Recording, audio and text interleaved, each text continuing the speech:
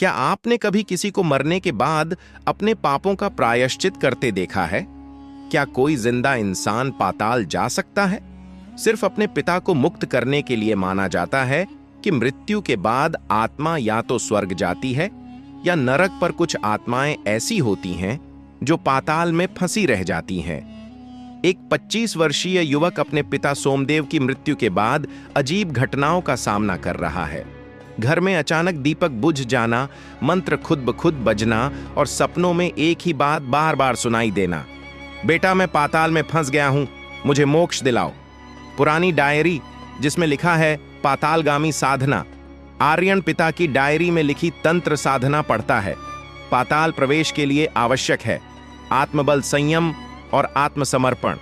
जो जीवित होते हुए पाताल में प्रवेश करे उसे 7 द्वार पार करने होंगे। आर्यन साधना करता है, आग के चारों ओर बैठा, ओम असुरेभ्यो नमः पाताल द्वार खोल, ओम असुरेभ्यो नमः पाताल द्वार खोल, ओम असुरेभ्यो नमः पाताल द्वार खोल, ओम असुरेभ्यो नमः पाताल द्वार खोल, ओम असुरेभ्यो नमः पाताल द्वार खोल। भयानक चीखें। अचानक अंधकार और आर्यन जमीन के अंदर समा जाता है। पहला द्वार राजा बलभद्र की आत्मा, सुनहरा महल, टूटा फूटा सिंहासन। बलभद्र एक राजा जिसने लालच में अपनी प्रजा को धोखा दिया। मैं राजा बलभद्र स्वर्ण सिंहासन का स्वामी, पर जब अकाल पड़ा मैंने अनाज विदेश भेज दिया। प्रजा मरती रही, मैं गहनों से खेलता रहा। अब मेरी आत्मा रोज उन्हीं भूखे बच्चों की चीखें सुनती है। आर्यन कहता है, तुम्हारे प्रायश्चित का तरीका यही है, अपने सिंहासन को आग दो। बलभद्र आत्मा रोती है, सिंहासन खुद जल उठता है। दूसरा द्वार जली हुई प्रेमिका मेघा, जला हुआ मंदिर, राख और राख, जिसे अंतर्जातीय प्रेम के कारण जिंदा जला दिया गया।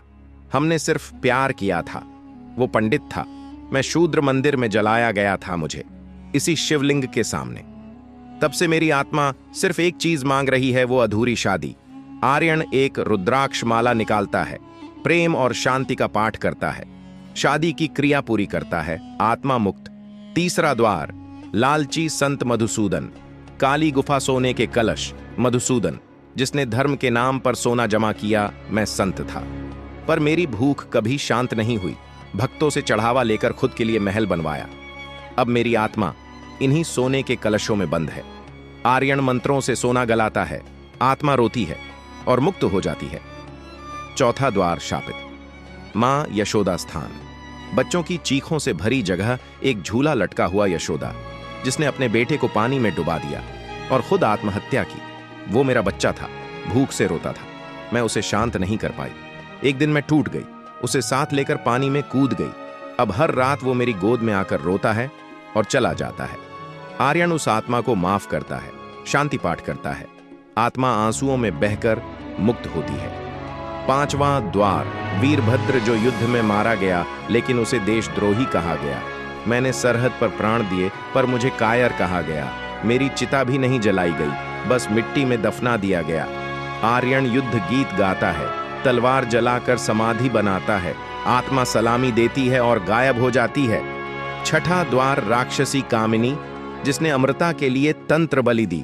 मैंने तंत्र के लिए बच्चों की बलि दी।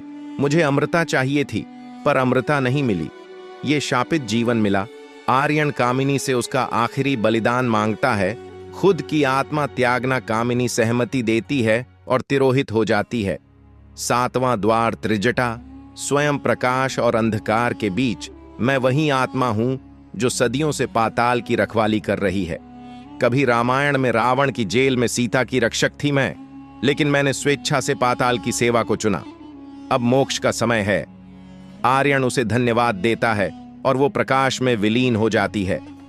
अंतिम द्वार नरक नायक और पिता का सामना। तेरे पिता का पाप उनका नहीं, वो अपने अंत से डर गए, अब तू ही उन्हें माफ कर सकता है। आर्यन पिता से सामना करता है, भावुक संवाद होते हैं। मैं तुम्हें समझ नहीं पाया, मुझे माफ करना नहीं बेटा, मैं खुद को नहीं माफ कर पाया था। मंत्रों के साथ आत्मा मुक्त होती है, पूरा पाताल कांप उठता है। फिर शांत आर्यन अब लौटा नहीं, वो वहीं रह गया उन आत्माओं के साथ जो अब भी राह देखती हैं, किसी पातालगामी की